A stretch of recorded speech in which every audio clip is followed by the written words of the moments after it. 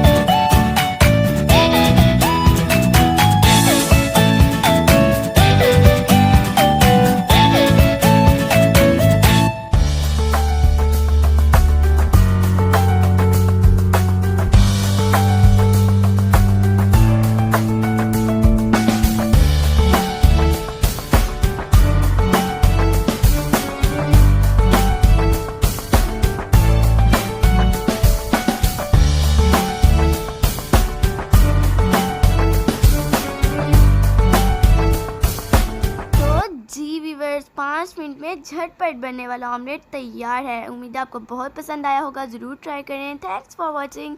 अल्लाह हाफिज़।